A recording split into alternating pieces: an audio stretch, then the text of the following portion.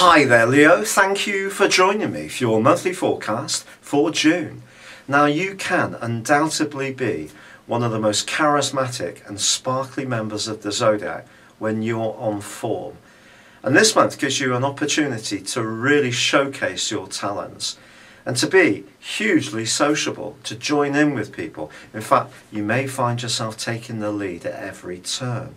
If you're someone who's interested in sports, you can find yourself active both as a player or as a spectator. And just being in any kind of community situation or group dynamic can be something that you feel really comfortable around.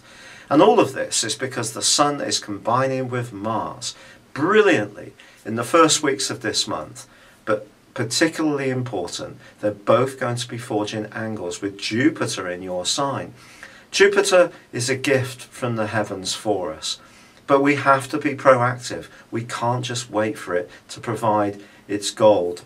We have to make things happen for ourselves. And I think the combination between Jupiter, the Sun and Mars, which goes on for much of the first 3 weeks of this month, gives you an extra dose of confidence that really can see you cut a dash when it comes to dazzling people with your radiance and your excitement for what you feel the future holds.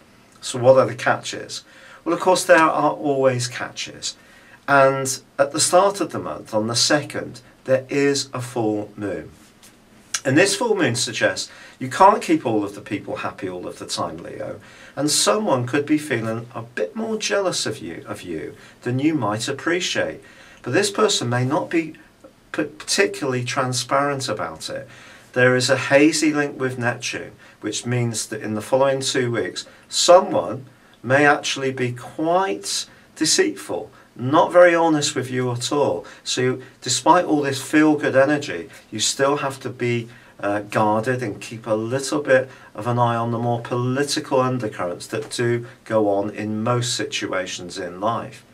Also, Mercury, the planet of communication, is twisting backwards through to the 10th in the same area as the Sun and Mars. So one future hope, however much energy you throw at it, may not seem to go quite as quickly forward as you would like.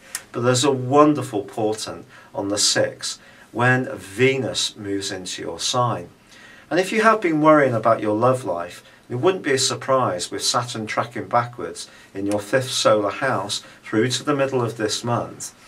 Well, I do feel that you can start to feel more encouraged once Venus joins your sign. It's going to give you an even greater allure, much greater self-confidence, especially about how attractive you are to other people.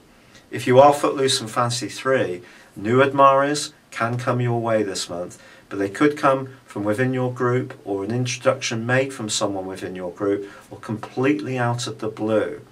But your charisma power is going to be at a high. It's just not everyone's going to like it. And unfortunately, as I said before, that may mean, because we can't keep all of the people happy all of the time, that your affections will start to move in new directions, new groupings, new people who do appreciate you as you see it. Or you can rejuvenate existing relationships with the right people who truly count. Now, on the 11th, although Mercury starts to go forwards, while Neptune starts to go backwards. And Neptune is the planet which is very much to do with our resources. So if you are trying to be more idealistic around some kind of big hope, in terms of improving your financial lot, you do need to keep your wits about you this month, because Mars and the Sun can see you just going for it on a hunch, and it could just pay off marvellously well. Neptune, however, is more about the details that we can miss. And also in the second half of the month, as Mercury gets into a right angle with Neptune, that too can create a lot of confusion. On the 15th, Saturn rewinds back into your sector of emotions. For the following 4 months, don't be surprised if you make some physical improvements to your property. Something that's been put off could finally be addressed. It may even be that you're going to move completely. There could also be some worries, however, around a family member, and you may have to give up a little bit of your free time and be more self-sacrificing in order to support them. However, on the 22nd, the Sun does move into Cancer. followed on the 25th by Mars. And it's possible that despite all this dazzling energy at the start of the month, that you will find yourself want to just step back a little bit and reflect on what it's all meant, especially if it has seen some dramatic changes for you, which I think is entirely possible.